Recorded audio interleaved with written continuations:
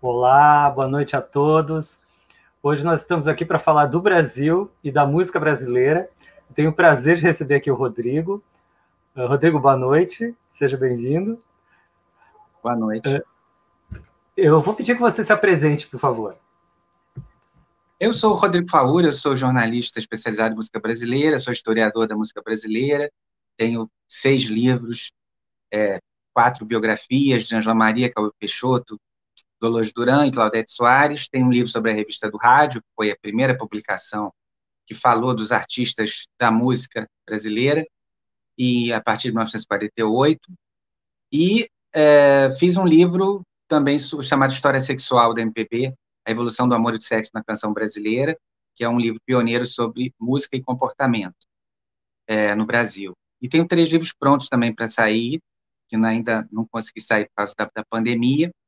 E fora isso, também já escrevi roteiros de shows e para musical, já dirigi também diversos shows, enfim, já escrevi muitos artigos para jornais, revistas e cartas de disco, já organizei para todas as gravadoras mais de 700 discos, né? Já fiz a produção de reedições ou coletâneas, alguns inéditos também, já produzi alguns DVDs, enfim, a minha vida, agora eu faço doutorado na PUC também, então toda a minha vida é dedicada principalmente à música brasileira e ao comportamento, porque eu acho que a música é um reflexo da sociedade brasileira. Então, eu consigo entender melhor a sociedade brasileira pela sua música.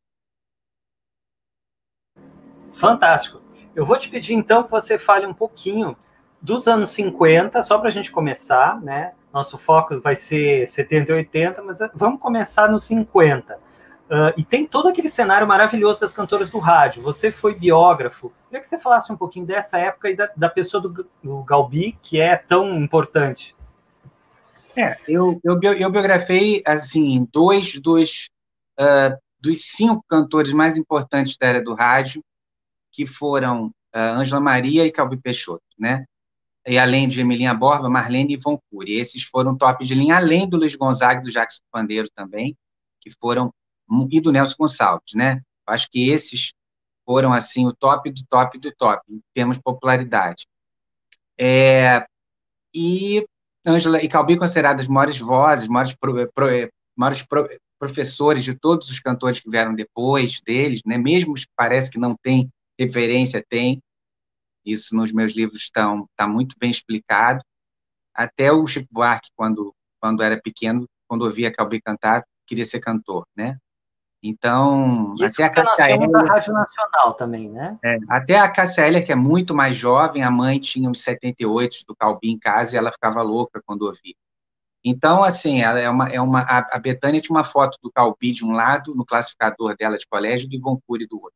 Então, para vocês terem uma ideia como são importantes. Só falam do João Gilberto, que, claro, é genial, é um cara que mudou a história da música brasileira, mas eu costumo dizer que essa geração fantástica de Caetano, Gil, Gal, Bethânia, Elis e companhia, só foi possível graças à Bossa Nova e aos cantores do rádio, porque foi a explosão dos cantores do rádio, a emoção daquelas interpretações explosivas, mais a sofisticação harmônica e até do canto da Bossa Nova, juntaram, entende?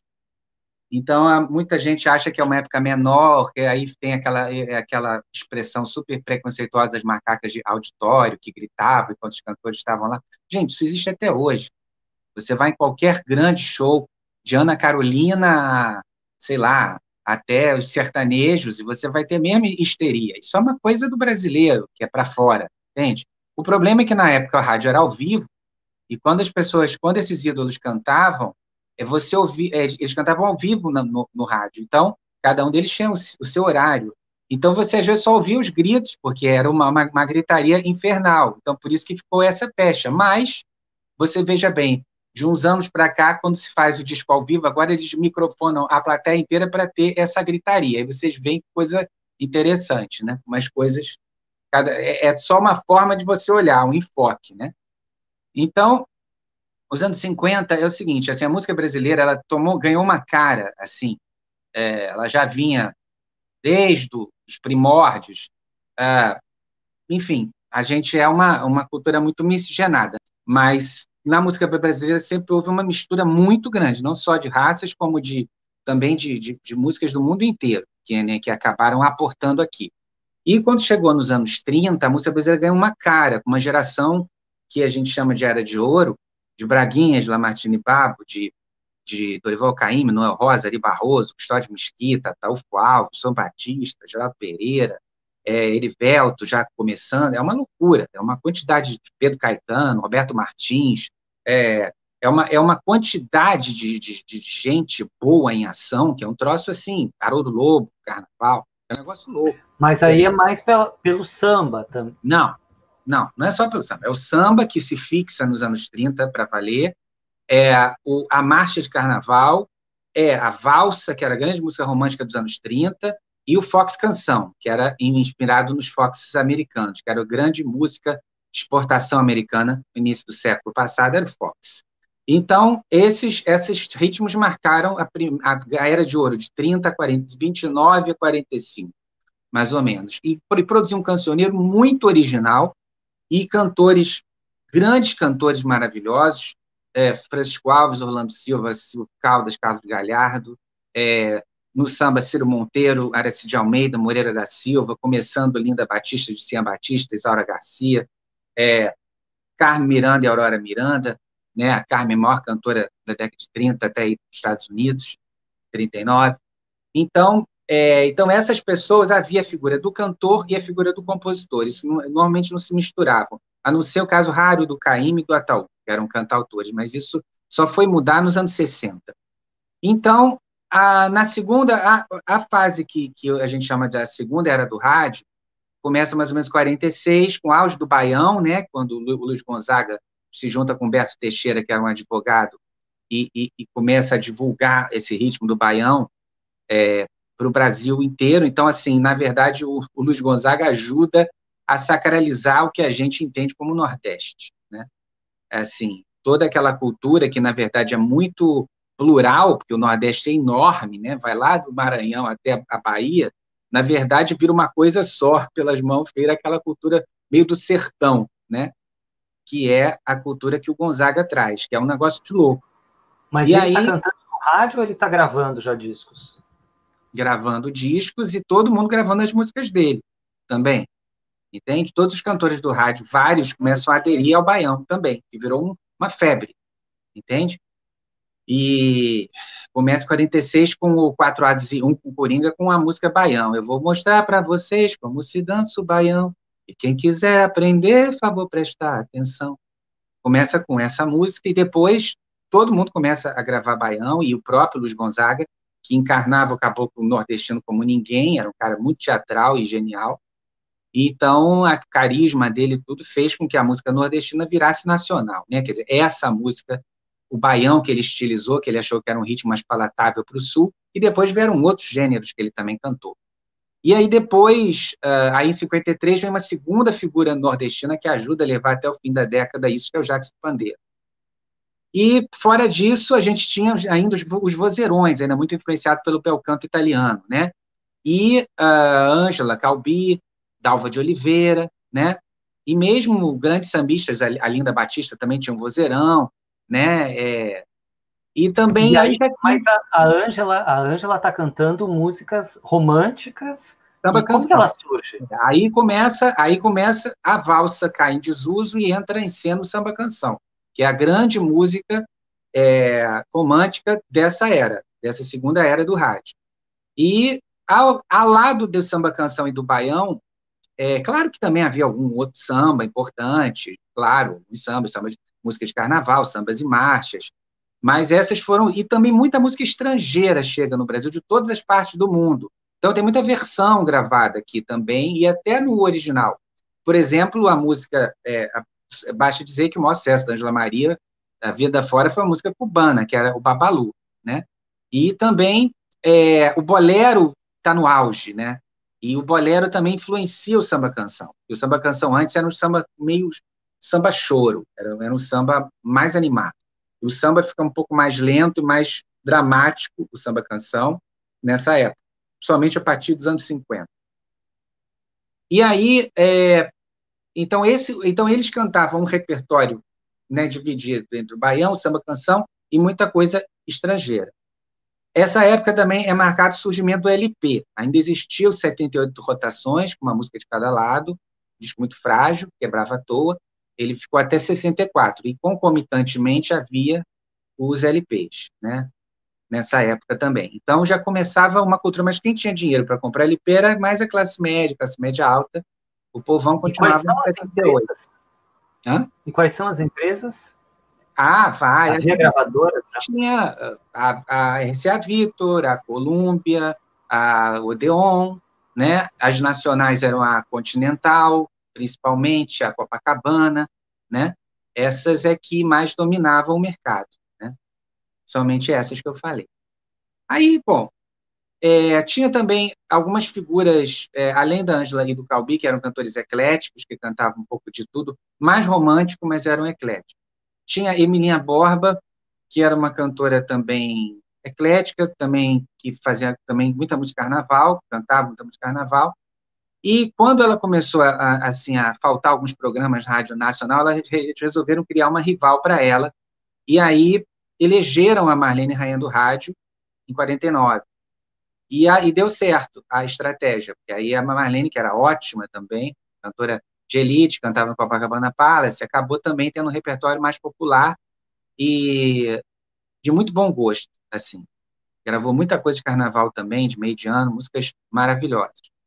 Yvon Cury, que já tinha uma influência dos chansonniers franceses, de Jean Sablon, Maurice Chevalier, era um cantor muita música engraçada também, cantava muita música histriônica, e ele era excelente, tanto no romântico quanto nessas músicas engraçadas. Tanto é que ele fez parte da primeira formação dos Trapalhões, muitos anos depois, nos anos 60, depois também fez muito show de humor nas casas que ele teve no Rio, umas casas assim de, de, de show de exportação para turista, né? Sambão e Sinhá.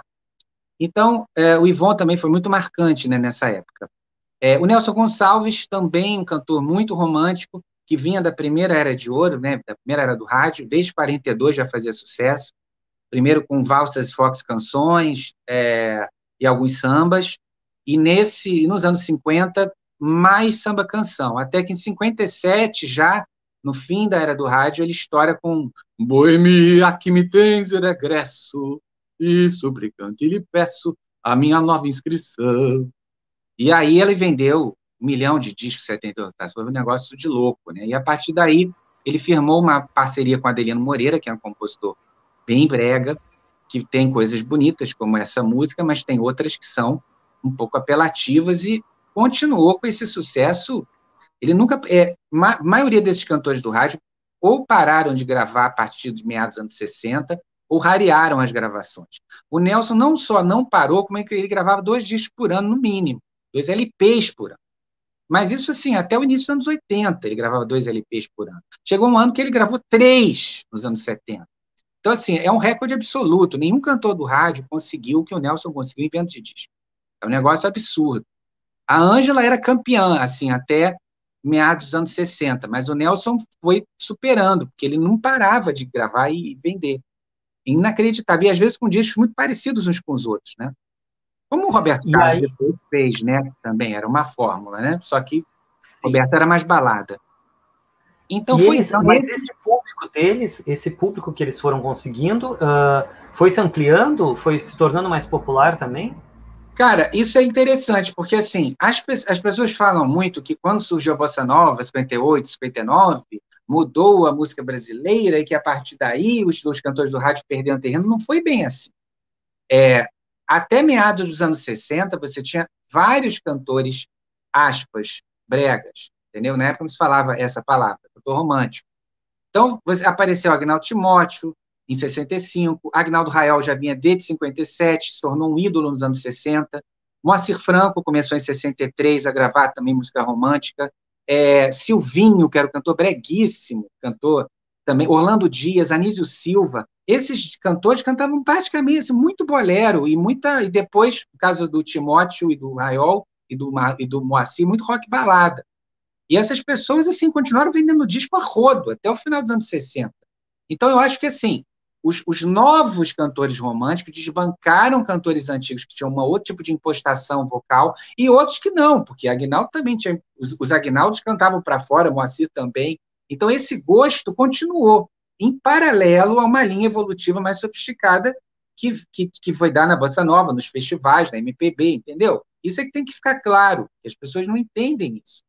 Entendeu? Sempre teve a música romântica. E não se pode esquecer que 58 vem de Celi Campelo. E aí começa o rock brasileiro, que vai dar no movimento que a gente chamou de Jovem Guarda, que é o nome de um programa que o Roberto e a Vanderlei tiveram a partir de 65 na TV Record. E aí, vários outros também começaram a ter programa, o Jerry Adriani, o Rony Von, várias outras pessoas tiveram programa, e foi uma coisa muito forte. Em termos de popularidade, não passava nem no cotovelo da Bossa Nova, entendeu? Assim, e aí a linguagem também da Jovem Guarda, que é importada dos Estados Unidos, uma coisa é muito coloquial também, falando dos problemas da juventude, das coisas do jovem. Então, isso sim, eu acho que foi que realmente acabou desbancando uma parte dos cantores do rádio, porque realmente era uma outra linguagem de cantar, ainda que fosse um pouco mais popularzona, às vezes até um pouco meio ingênuo e prega em algumas coisas, mas era uma linguagem muito diferente de uma coisa assim, sabe, uma coisa de um jeito de cantar que era mais de adulto, digamos assim, entende? Então a juventude já correu toda para essa turma que estava vindo aí. E o Nelson, eu acho que continuou com um público fiel dele mesmo, que foi envelhecendo junto com ele e continuou consumindo as músicas dele, a meu ver, entende? Então a era do rádio foi isso, assim, eu acho que ela é marcada por artistas muito fortes e também alguns artistas, assim, considerados modernos, de um canto mais suave, que vinha desde Dick Farney, desde 46 também. Dick Farney, Lúcio Alves, os Cariocas, Doris Monteiro, Maísa, Dolores Duran, toda essa turma, o Billy Blanco como compositor, Luiz Bonfá como compositor, todas essas pessoas já vinham, Neuza Maria, que é sempre esquecida, essas cantoras já vinham com um jeito mais coloquial de cantar, sem muita firula, sem muita, sabe? E que os dois são bonitos, mas eu estou dizendo que é um outro estilo, entende? De canto.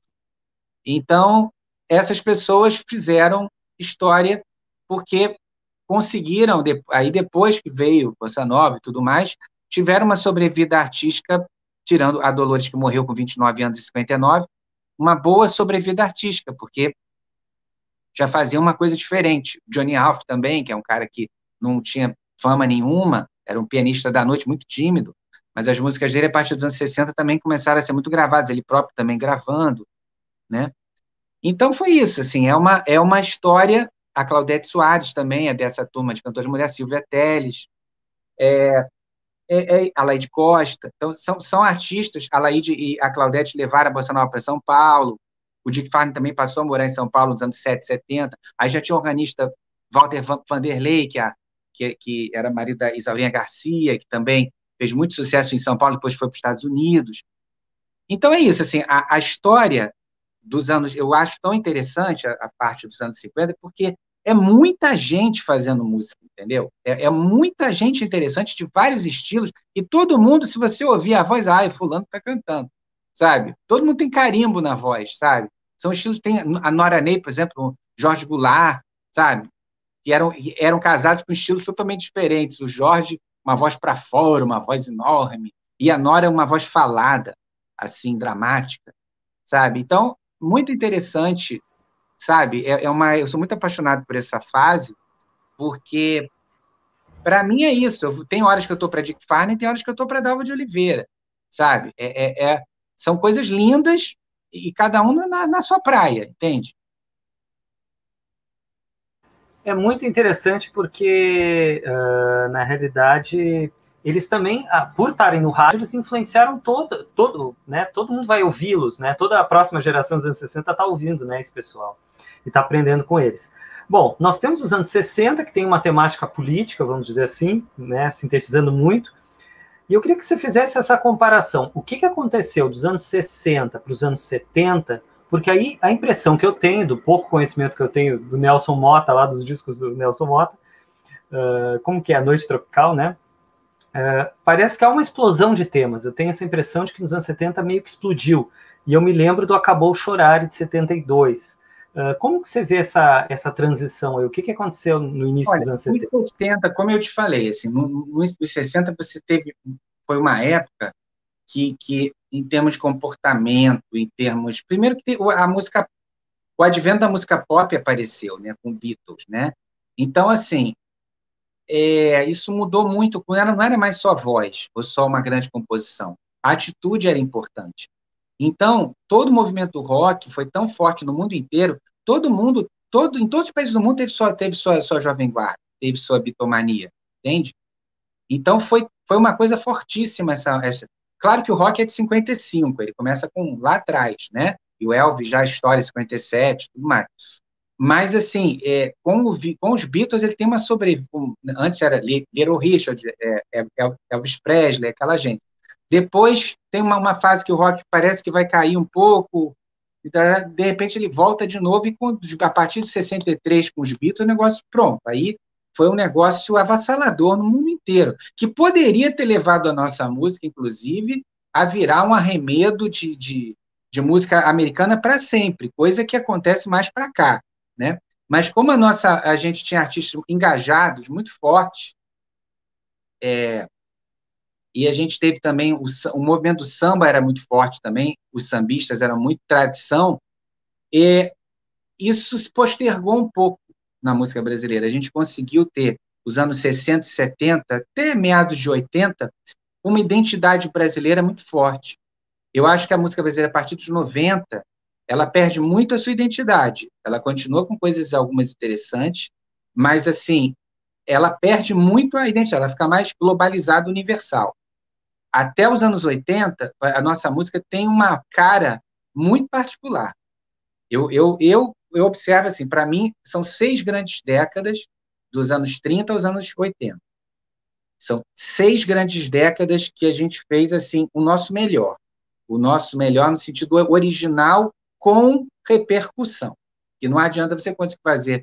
Hoje, muita gente faz para 10, né, 12, né, pessoas. Não tem repercussão. Agora, nessa época, você fazia coisas incríveis, com repercussão, todo mundo vendia disco, uns mais, outros menos, aparecia na televisão, tocava no rádio, entende? E era uma música muito forte. Então, nos anos 60, você tem bossa nova, você tem jovem guarda, você tem, como eu falei, esse boom da música romântica também, que vinha, né, influência do bolero e dos rock baladas, né, americanos, e depois a Tropicália, né, que meio que deglute aquilo tudo, e ainda tinha a pilantragem do Simonal, entende? Então era muita coisa ao mesmo tempo, sabe? Fora a influência do soul, que vem muito forte, americano no final dos anos 60. Então, também o rock italiano estava fortíssimo no Brasil também, nos anos 60. Então, foi uma época, e fora isso, a efervescência política, a efervescência no Brasil e fora, né? Todas essas coisas fizeram com que os anos 60 fosse muito, muito pulsante, entende? Assim, e que as modas iam mudando de repente, sabe? Assim, na primeira metade, vamos supor, até 65 a bossa nova era forte, aí a partir de 65 a bossa já cruza com outros ritmos brasileiros e surge a chamada MPB, que é um nome que pode se dar para a música moderna brasileira, né? A partir da era dos festivais, que começa em 65, com eles cantando Arrastão, no Festival da Excelsior. E aí depois a Jovem Guarda se sacraliza de 65 a 67, principalmente. É um negócio muito forte. Aí em 68 vem o Tropicalista, e também já mata um pouco algumas coisas, sabe, assim, já eram mais cabeludos que os cabeludos da Jovem Guarda, entendeu? Já vinha. Só que foi um movimento que não pôde se desenvolver muito, porque logo o Caetano e Gil foram exilados e, enfim, e aí a coisa se pulverizou, né? Mas a semente, Mas a Gal ficou, mas a né? semente ficou, mas as sementes da Bossa Nova, da Jovem Guarda e da Tropicália estão aí até hoje, entendeu? Aí chego na pergunta sua. Isso ficou pulverizado pelos anos 70. E aí a música dos anos 70 é uma música de excelente qualidade por várias razões. Primeiro, porque todas essas coisas fortíssimas, interessantes e novidades foram desenvolvidas nos anos 70, ainda também incluindo outras coisas que eu vou falar, e, e também porque a técnica de gravação ficou muito melhor também, sabe? Antes você gravava em 2 canais, no máximo. Aí, a partir dos anos 70, aí veio 4 canais, depois 8, depois 12 canais, você acabou com 16 canais. Então, assim, o som é excelente de gravação. Você ouve um disco dos anos 70, você baba. É tudo muito bom. Até o terceiro time dos anos 70, eu brinco, é até melhor que o primeiro de hoje, entendeu? Você vai ouvir, assim, um sambista terceiro time, um forrozeiro terceiro time, um cara da MPB que não aconteceu, um cara que era considerado maldito na época, você acha tudo maravilhoso hoje, porque era tudo muito bem gravado, tudo, uma inspiração muito grande. E os anos 70 foram o boom do samba, o samba que andava desde os anos 30 e 40, que foi o primeiro boom do samba, ele não era, fora do carnaval, ele não estava forte desde a Era de Ouro. E ele vem com tudo. Desde o fim dos anos 60, ele vem crescente. Aí vem a cultura das escolas de samba cariocas, que desbanca o samba e a marcha de carnaval bastante, né? Vira a grande música de carnaval do Brasil, as sambas enredo, que são gravados até por intérpretes da MPB. O samba em todas as suas vertentes, o samba rock, o samba enredo, o samba joia, que chamava, que era um samba assim, com uma harmonia mais simples, do Benito de Paula, Luiz Américo, até do Vando no início de carreira. Você tinha também aquele samba com influência enfim, da religiosidade afro-brasileira, que Antônio Carlos e Jocafe faziam, Clara Nunes foi a musa mor desse tipo de samba, Jorge Ben fez um pouco. Aí nós já estamos falando de Bete Carvalho. Aí vem também, enfim, toda essa geração excelente de Bete Carvalho, Alcione, Clara Nunes, Roberto Ribeiro, João Nogueira, né, Paulinho da Viola, Martim da Vila, né, Leci Brandão um pouco menos de sucesso, mas também veio nessa época.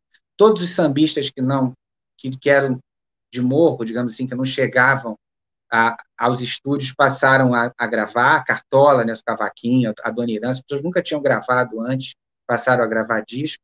E foi a explosão também da música brega, em paralelo a toda a MPB de protesto que nós tivemos nos anos 70.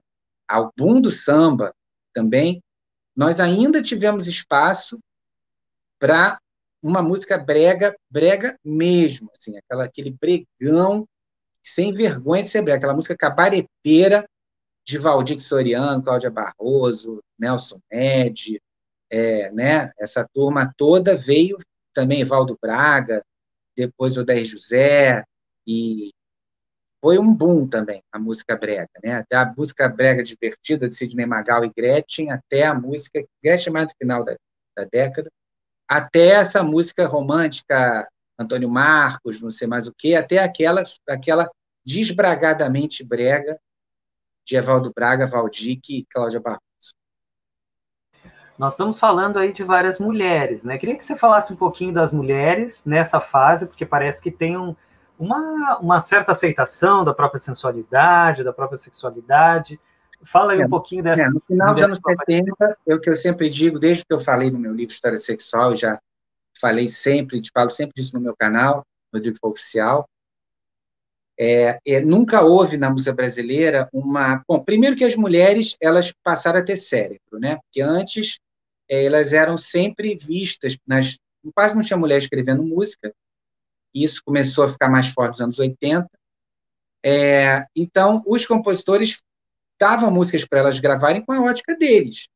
E normalmente eram músicas muito machistas, ou neutras ou machistas.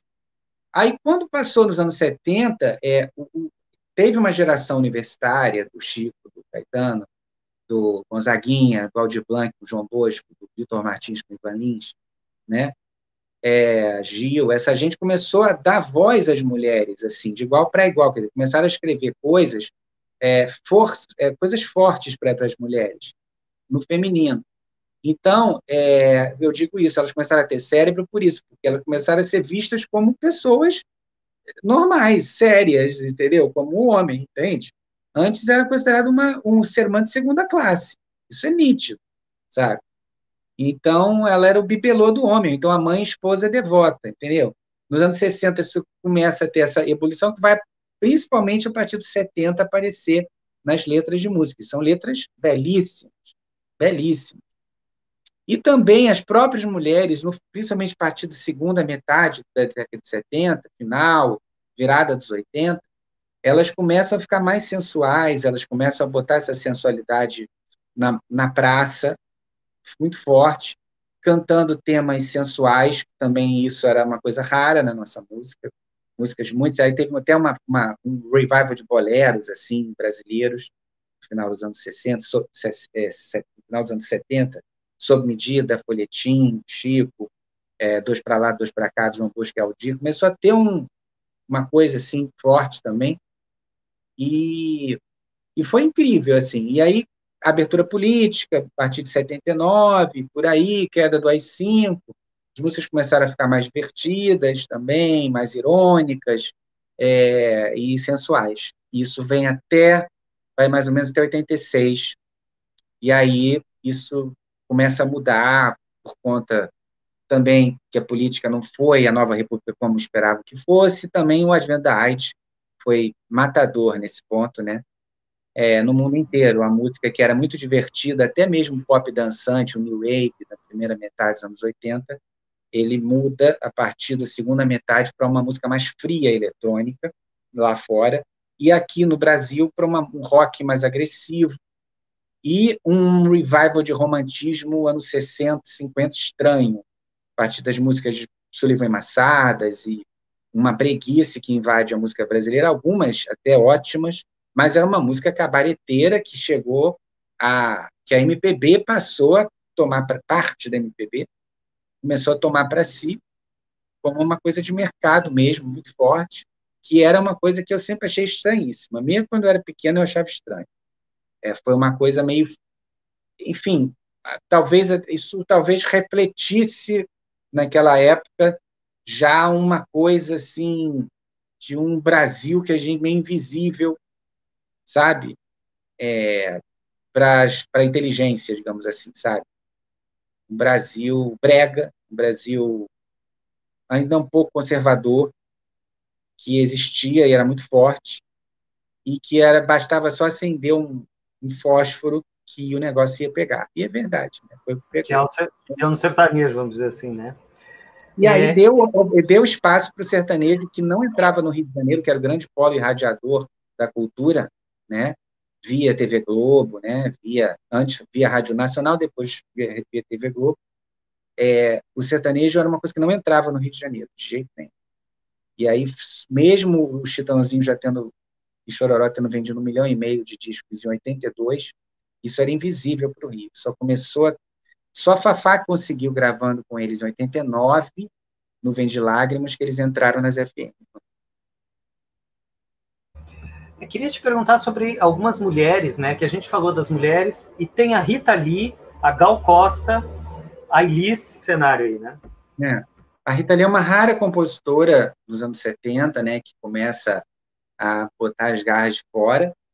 Depois, no final da década, com uma parceria com o marido Roberto Carvalho, também explode. Mas ela já era rainha do rock nos anos 70, junto com o Raul Seixas, né? Então, ela foi muito forte durante muitos anos, a Rita Lee, porque ela sempre foi muito moderna, assim, sempre ela conseguia fazer um trabalho popular e moderno ao mesmo tempo, sem se vender, digamos assim, entende? Assim, sempre fez a crítica e a autocrítica da mulher brasileira, ela sempre falou contra a caretice e o moralismo, o falso moralismo, e sempre foi uma mulher belíssima, né? E uma rara mulher no rock, né? Você não tinha outras mulheres. Então ela teve que encarar um machismo terrível até conhecer o Roberto, que nunca, como falou na minha live, inclusive, foi o máximo, ele nunca quis ficar na frente dela, ele sempre quis ficar ali no meio de campo e deixando a estrela brilhar, que era a mulher, aquela Rita. Ele dizia, quando eu fiquei com a Rita, ela já era a Rita. E realmente, ela já tinha Ovelha Negra, ela já tinha Mamãe Natureza, ela já tinha sido dos Mutantes 5 anos, mais de 5 anos, entendeu? Então, ela já estava, enfim, ela já era uma figura importantíssima. E, bom, a Elis pode ser considerada, assim, talvez a maior cantora que nós já tivemos de técnica e emoção, né? Fez um trabalho que nunca, assim, foi popularzão. Ela tinha até esse problema no fim da vida, que ela via a Gal e a Bethânia ficarem mais populares que ela. Mas é engraçado, porque ela morre em 82, com 36 anos, só que a música dela não envelhece. Então, você ouve a Elis 40 anos depois e é com o mesmo frescor, né? Porque era tudo tão perfeito. Uma vez eu falei com o Caetano falou, às vezes a gente já vê o show de uns colegas torcendo para eles não errarem, né? Para dar tudo certo, mas a Elis podia ir relaxado, porque ela não errava nunca. E realmente, você vê os tapes da Elis cantando ao vivo, parece o disco, de tão perfeito, né? Então é um negócio, é um fenômeno, realmente, é um fenômeno. E ela trabalhou muito, a Elis, ela começou, sei lá, a gravar com 14 anos, né? Sim, em 61 ela já estava gravando, ela é de 45, né? Em 61 ela estava, porra, havia 15 anos. E, e desde que ela se encontrou, a partir de 65, quer dizer, de 65 a 81, né, pode-se dizer, quer dizer, em 16 anos, ela gravou uma tonelada de discos e especiais de televisão, é uma obra imensa, né? É fantástico. E ela abriu também para vários compositores, né? Ela tinha um faro que depois ela passou esse bastão um pouco para a Bethânia, de certa forma, de divulgar novos, bons e grandes compositores. Assim, naquela época, ser gravado pela Elisa era um carimbo de qualidade, assim, né? Que tipo uma chancela para aquela pessoa ser alguém. E depois isso passou um nível um pouco menor para a Bethânia, né? E, e era um negócio incrível, do Lobo, o João Bosco, com Aldir Blanc, Ivan Lins, o Renato Teixeira, Coisa Joyce, a Fátima Guedes, são alguns que a Elise empurrou, Milton, né? São alguns que a Elise empurrou. Aliás, na década de 70 tem que também deixar aqui registrado que além, no meio de tudo isso que eu falei, ainda teve o Clube da Esquina, né? Foi um movimento à parte na música brasileira muito interessante, no início ainda muito coach, mas depois, mais no final da década, foi se popularizando e todos esses artistas estouraram nos anos 80. O próprio Milton não vendia nada, virou um grande vendedor nos anos 80, Flávio Venturini, Lobor, todas essas pessoas, Beto, todo mundo aconteceu, né? Então, nós íamos falar da Gal, né? Porque a Gal também ela dá uma reinventada, né? Ela põe um lamê. O que acontece com a Gal aí?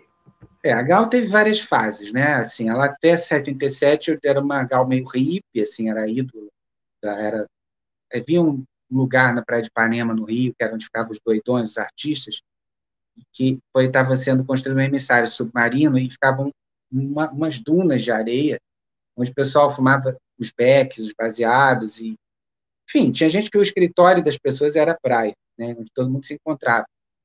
Naquela época não tinha celular, tinha no computador, graças a Deus, né, essas pessoas foram felizardas. E aí puderam viver bem aquele momento, mesmo de ditadura, mas ali era o território livre. E a Gal era uma figura tão forte que ali foi batizado Dunas da Gal, para vocês verem a força que ela tinha nessa galera mais descolada, né? Não era uma grande vendedora de disco, mas era uma figura entre as pessoas descoladas da época máxima, a figura máxima, ela era a Gal, né? E depois de 79, Guilherme Araújo, que era um grande empresário dela, Gal virou viado, assim, né?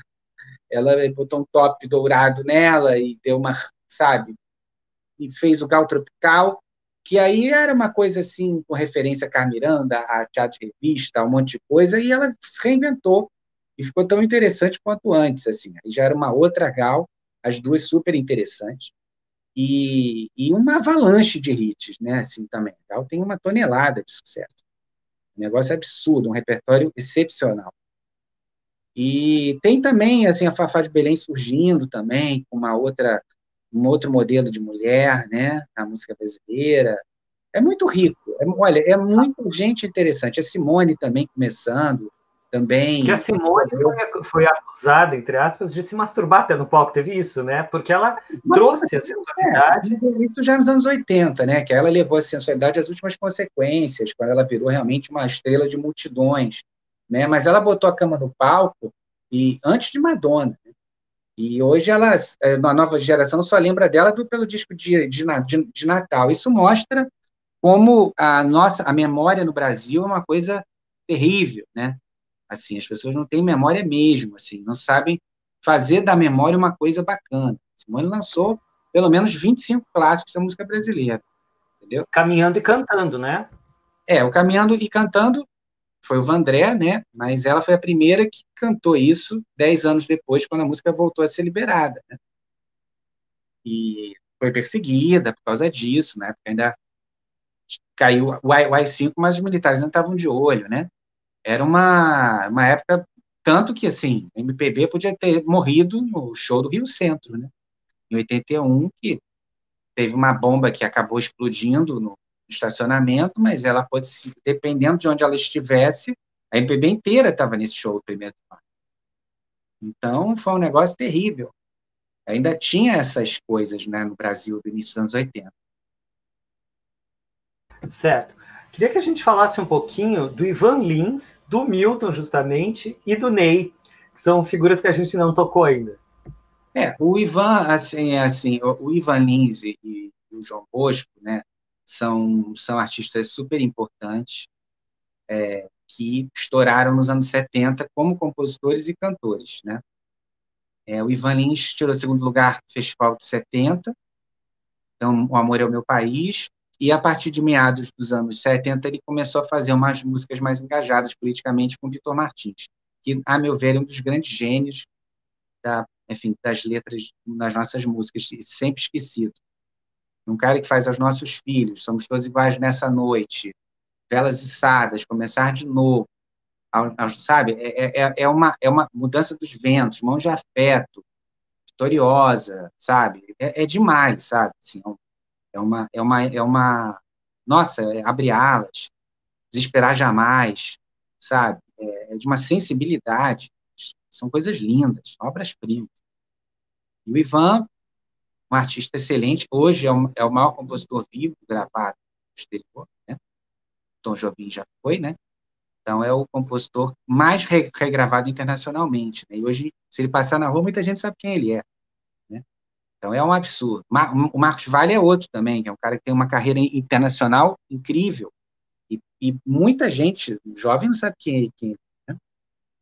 O Milton é um movimento à parte na música brasileira, um cara que conjugou influência de Beatles, com influência do barroco mineiro, com influência do jazz, da música latino-americana, e fez e com a sua generosidade, também com o seu olhar crítico, esse olhar clínico, ele conseguiu trazer para a volta dele jovens, muito jovens à época, talentosíssimos, por causa do Loboski, com 18 anos já fazia obras-primas, né?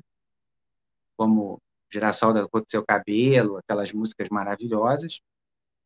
E depois o Beto Guedes, e ele também ele indicou o Flávio Venturini para tocar, enfim, para amigos, antes de conhecer o Flávio pessoalmente, eu já estava de olho nele também, Toninho Horta, Nelson, aquela turma toda excelente, né, que acabou, nem todos eram de Minas exatamente, o próprio Milton nasceu no Rio, mas foi em Minas o tempo inteiro, mas aí ficou como aquela turma, Sou Imaginário, né, aquela turma toda foi muito importante, foi um movimento à parte na música brasileira. E ele, com as letras de Fernando Brando, do Ronaldo Bastos e outros, também falaram da força da mulher brasileira, falaram do país, falaram dos nossos confrades da América Latina, falaram da negritude, falaram de tanta coisa, e também do existencial, né? A música do Milton tem esse diferencial. A maioria das nossas canções são de amor, né?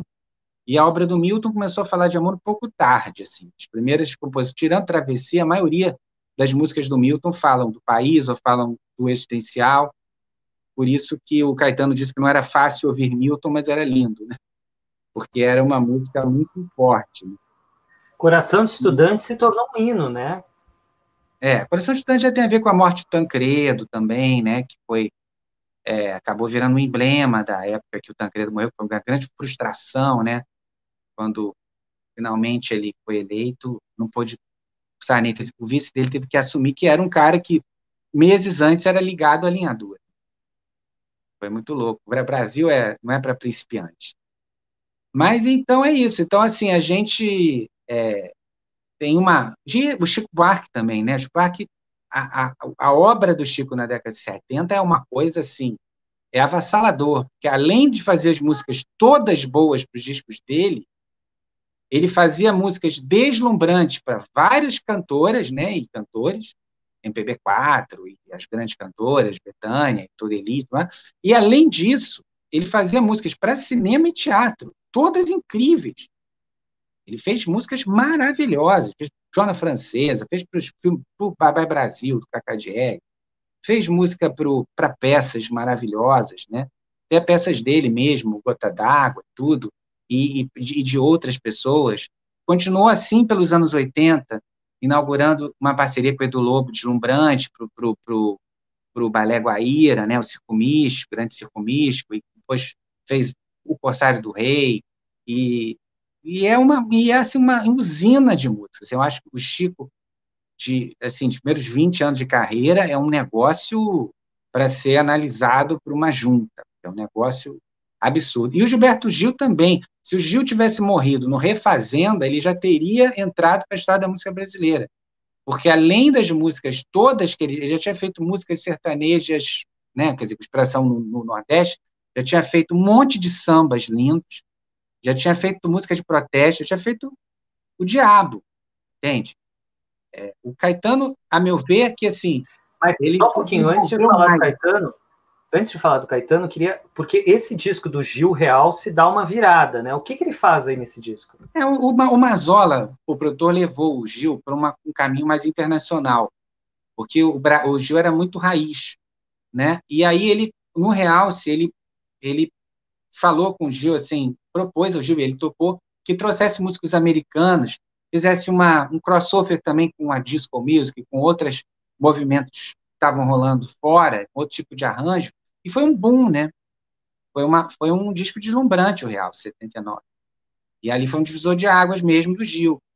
Ali ele se abre, ele fica mais popular, ele abre e abre também um caminho estrangeiro também. Antes ele já tinha feito um disco para fora, mas esse disco consagra, né, assim, essa nova fase dele, né? Você ia falar do Caetano, desculpa te interromper. O Caetano é isso, assim, o Caetano era um cara bem cult, muito falado, mas ouvido algumas músicas, ainda não era tão popular, né? O Gil já tinha saído na frente em popularidade, até lançando o Dominguinhos, com Só Quero um Xodó, em 73, né? Com ele, Anastácia, né? Foi um boom, até como intérprete, tinha feito a música do Sítio do Pica-Pau Amarelo. Então, assim, o Caetano era um grande pensador, já tinha feito muitos discos, mas ainda não tinha alcançado a popularidade, por exemplo, que o Gil já tinha. Aí o boom do Caetano vai a partir de 79 até os anos 80. Aí ele, como intérprete, vai ficando cada vez mais interessante também, e faz discos, os meus favoritos, aliás, outras palavras, Cores Nomes, Uns, Velô, depois o Ao Vivo, projeto Luz do Solo, depois ele faz o Caetano de 87, que tem Eu Sou Neguinha, depois Estrangeira. Aí realmente ele se consagra, assim, como fica mais popular, né? E também fazendo as músicas deslumbrantes, principalmente para Bethânia e Gal, né? Se você pegar a quantidade de músicas que a Gal e a Bethânia gravaram, cada uma são assim mais de 50 composições que só elas gravaram. Também é uma produção absurda. E não foram só elas, não. Teve um monte de gente que gravou. Também é um fenômeno, é um prodígio, né? Assim, uma coisa. Eu mesmo agora no Natal eu fiz uma seleção, todos cantam Caetano, e a gente ficou assim, umas 4 horas ouvindo e ainda estava na metade, entende? E não tem uma música ruim, né? Então, assim, é isso que eu falo, assim, realmente é uma geração que vai ser muito difícil de bater, sabe? Essa turma toda aí não é brincadeira, não. E é interessante com relação à Bethânia que, para mim, na minha opinião, assim, eu não vejo uma música dela, a escolha que ela faz é muito boa também, né? De músicos, de tudo. Não tem uma música que você diga, ah, essa aí mais ou menos. É um repertório impressionante, né? Passa anos e ela está cada vez melhor. Bom, vamos falar um pouco. A Beth Carvalho, a Nara Leão, Nana Caymmi, a Bethânia, são talvez as 4 cantoras que a gente pudesse dizer que nunca gravaram porcaria. Elas sempre tiveram a mão forte no repertório. A Elis também entra nesse balaio, mas os 4 primeiros discos ela gravava o que a gravadora queria, né? Mas essas que eu falei, não. Desde a estreia, elas batiam, né? Enfim, elas batiam pé e só faziam o que elas queriam. Não é fácil. Nana amargou um período sem gravar, mas, enfim, a discografia dela está aí para comprovar. Fantástico. Nós não falamos do Ney, né? O Ney tem esse. Eu me lembro de ver o Ney na TV peladão, quase, em plena ditadura. O Ney começou no Secos Molhados, que acredita-se, não foi censurado porque tinha um lado lúdico também que as crianças gostavam muito. E aí ele continuou com essa provocação. Hoje você vê assim, pode não causar espécie, mas houve um tempo que assim, tudo aquilo que o Ney fazia, pra você ter uma ideia, nem homem não usava brinco nos anos 70, sabe? Não usava pulseira, não usava sandália havaiana. Então, assim, um homem como o Ney aparecer com pouca roupa, rebolando e com a cara maquiada, isso era uma coisa completamente diferente de tudo que já tinha sido visto no Brasil até então. Então, eu realmente... vi uma entrevista dele, ele dizendo que quando ele olhava para a câmera, ele foi censurado por olhar para a câmera, né? Sim, isso, de certa forma, um olhar muito desafiador. Ele nem ria muito. Ele, no início, ele nem sorria. Era uma coisa mesmo para causar mesmo. Era a revolução pelo comportamento, entende? Não era pelo engajamento político, no caso dele. Vamos falar um pouquinho do seu livro maravilhoso, História Sexual da MPB. Olha que maravilha. Tem na Amazon. E fala um pouquinho aí como que surgiu essa ideia, o que você descobriu nesse livro. Esse livro surgiu da minha amizade com a Regina Navarro Lins, que é uma psicanalista especializada em amor e sexo, né? E eu entrevistei ela uma vez na tribuna da imprensa, onde eu trabalhava, e adorei o papo dela.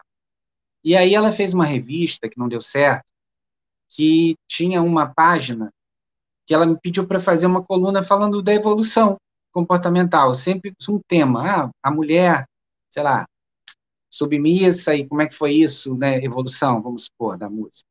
Aí fiquei com isso na cabeça, como a revista não... Eu falei, se essa revista, quando ela chegar no número 80, vou reunir os artigos e fazer um livro. Como ela não passou o terceiro número, eu falei, gente, e agora? Eu vou ficar com isso? Aí falei, mas eu era muito novo na época, né? Eu tinha 30 e poucos anos. Falei, será que eu já tenho vivência para escrever esse negócio? Mas aí eu ficava com uma voz no meu ouvido todo dia dizendo que eu tinha que fazer. Eu tinha que fazer, que eu tinha que fazer. Aí eu botei mãos à obra e fiz, né? E é um trabalho que eu tenho muito orgulho, porque hoje que essas pautas identitárias estão todas em voga, e é uma coisa que eu já falava disso naquela época.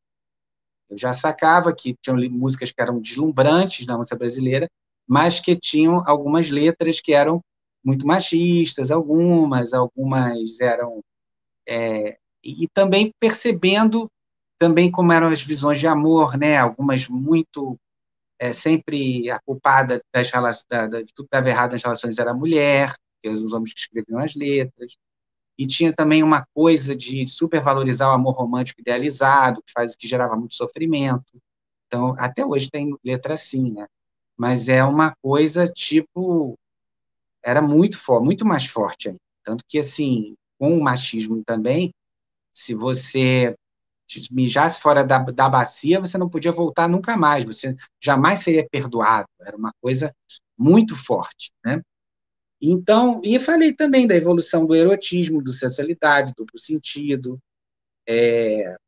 no carnaval e fora dele, dos gays, primeiro livro que tem um capítulo só falando dessas canções de linhagem homoerótica, entendeu? Então, foi muito legal, assim, eu tenho muito orgulho desse trabalho. Que bonito, muito legal. Bom, você também tem um olhar bastante abrangente, bastante generoso, né? E você diz que revendo hoje o que se considerava brega, tem outra forma. Vamos falar um pouquinho dessa música popular aí também, do brega mesmo. Eu acho assim, eu gosto de qualquer música que tenha um pingo de criatividade e originalidade, aspas, né? Eu não gosto da repetição, em nenhum gênero. Quando eu estou ouvindo um álbum que eu acho que a primeira música parece com a segunda, parece com a terceira, parece com a quarta, isso acontece também na MPB indie de hoje. Eu vejo muita gente insensada quando eu vou ouvir o disco, chega na quinta faixa, eu acho que já ouvi essa música antes, entendeu? Não vou dizer nomes, mas assim, eu não consigo entender isso. Isso, para mim, é um mecanismo vagabundo que muito usado na música brega, entendeu? Mas isso tem todos os gêneros. Então, assim, eu pessoalmente, assim, me cansa um pouco certas, por exemplo, ouvir álbuns inteiros de certos artistas bregas me cansa. Mas eu sinto, assim, pérolas. Você tem pérolas nesses discos, entende? Você tem pérolas. Então, às vezes o cara é um bom cantor, às vezes o cara tem letras, algumas que fogem um pouco daquele dramalhão de sempre, sabe? Aí eu gosto de faixas pinçadas. Um ou outro eu consigo ouvir um disco inteiro, que é o caso do Odair, do Vando, que eu acho que são mais criativos, são caras também que, embora não tivessem nível universitário, eram caras que sabe, já tinham algo a mais, assim, não eram tão machistas, não eram, sabe, e eram mais diversificados. O Vando era também um ótimo músico, um ótimo cantor, por exemplo, entendeu? Bom melodista. E também, quando gravava a música dos outros, às vezes também fazia boas escolhas. Tem algumas músicas bonitas também. O Odair é melhor até como letrista, né, do que até como melodista. Isso ele mesmo diz, né, que para competir com o Roberto Carlos ele botou mais pimenta, porque ele disse que assim o gênero ele não ia poder avançar muito porque ele sabia de composição. Então ele apertou mais nas letras e realmente ele fez letras sobre tudo, tudo, as mais subversivas possíveis. E nas mulheres, assim, algumas que estavam na transição do popular para MPB, como o caso da Vanusa, sempre valorizei muito a Vanusa, até porque foi nossa primeira compositora letrista feminista dessa ala popular. A, a Perla Paraguai, por exemplo, também, que está no Brasil desde 71, embora tenha gravado versões meio em portunhol do Hit Parade internacional, algumas coisas muito impostas pelas gravadoras, mas uma cantora excepcional. Basta ver quando ela canta as coisas em espanhol, né? É deslumbrante. Poucas vezes vi ao vivo uma cantora com essa capacidade, uma força da natureza. Que mais? A gente tem, né, figuras também engraçadas, né, que fazem um personagem, como é o caso do Margal, mas que se você for ouvir as músicas dele lentas, eu não consigo ouvir, porque eu acho muito, muito, muito, muito breve. Assim, é uma coisa caricata, na minha opinião, entendeu? Mas as músicas teatrais animadas são ótimas, entendeu? Então é isso, assim, eu acho que tem hora para tudo, sabe? Tudo tem o seu. Tudo é um olhar que você tem. Eu acho que é isso. Eu não tenho problema com o brega. Eu tenho problema com a massificação e com a repetição, sabe? O brega de hoje já é um outro brega, sabe? Já é um pouco diferente. Primeiro que já tem até um estilo brega também, né? Em Pernambuco já tem até uma música que é assumidamente brega. Isso, brega já virou até um gênero mesmo, gênero musical. Tem até o brega funk.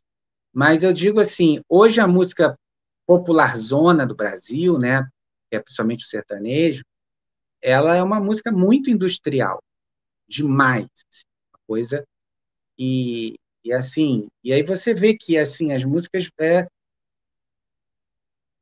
tudo assim uma forma de bolo, sabe? Então, para mim é difícil, sabe? É difícil. Claro que vai ter uma ou outra interessante, às vezes vai mudar o arranjo, vai ter uma música bonita, claro que vai ter. Mas é difícil para mim. entende? É difícil para mim, porque, enfim, isso, e mais uma música muito adolescente pop que está sendo feita, empurrada e consumida, faz com que haja uma barreira na indústria criativa, que não na indústria de entretenimento, que não deixa entrar nada que não seja aquilo. Então, isso é muito triste, porque o país, como já falei, tem uma música muito diversa, muito original.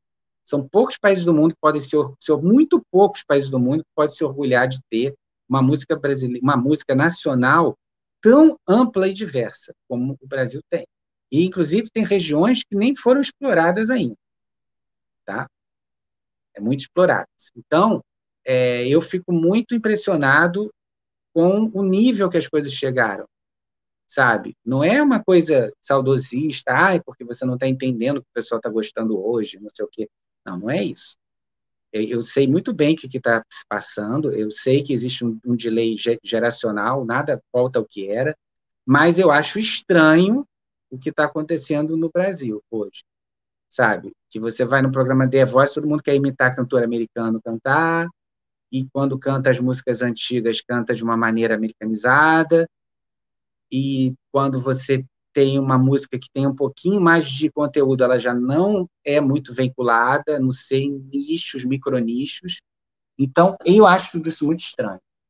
Claro que algumas pessoas conseguiram furar a bolha e fazer seus públicos, como é o caso da geração do Lacre, do Johnny Hooker, da Lineker, não sei o que conseguiram o seu espaço.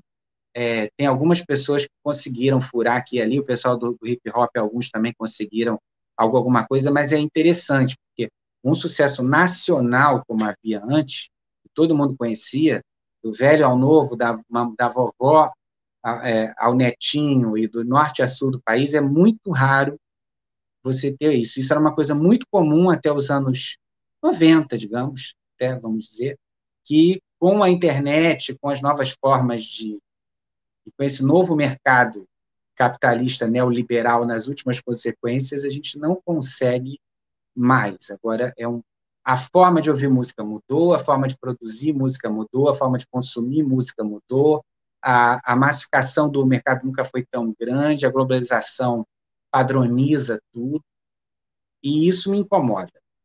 Veja bem, não me incomoda o popularzão sempre ouve. Não é isso que me incomoda a ditadura estilística. Então é isso. Certo. Rodrigo, muitíssimo obrigado, foi muito interessante. Queria que você deixasse aí uma dica para o pessoal de leitura, para ouvir, para ler, para ver, e falasse um pouquinho do seu canal e desse uma conclusão aí para nossa conversa, por favor. Eu acho que, assim, se alguém acreditar na música brasileira, tem que divulgar entre seus pares o que achar interessante, fazer a própria divulgação, indicar, porque as coisas boas não vêm de graça mais para a gente, só vai vir um imposto massificado. Então, divulguem as coisas para os seus amigos, para as pessoas que você gosta, e você ouviu uma coisa interessante, divulgue. Que é o único jeito da gente conseguir botar a nossa memória e as novidades boas para frente. Eu indico, assim, qualquer livro do Jair Severiano, Susan Homem de Mello, Tarek de Souza, são pessoas que eu respeito muito, além dos meus, obviamente. E o meu canal Rodrigo Fá Oficial é um canal que eu faço com muita dificuldade, sem patrocínio ainda, há 3 anos e meio. E Rodrigo Fá Oficial, que toda semana tem pelo menos um vídeo novo, ou com palestras minhas sobre um assunto, ou eu entrevistando grandes figuras da música do Brasil, de várias épocas. Se você for nas playlists, você vai achar grandes encontros, divas, bossa nova, brega, gay, tudo que vocês possam imaginar. Eu tenho uma produção muito grande, assim, são 3 anos e meio apenas, mas tem muita coisa. Já entrevistei muita gente, já fiz vídeos sobre muita coisa bacana. Recomendo muitíssimo, foi um prazer conhecer esse canal e conhecer bastante coisa. Rodrigo, agradeço muitíssimo, viu? Você é uma simpatia. Obrigado. Sucesso é para nós. Muito Então, obrigado. gente, um beijão para vocês, todos. Pessoal, que vão nos assistir no futuro aí, um grande beijo. Boa noite, muito obrigado. Feliz ano novo, né?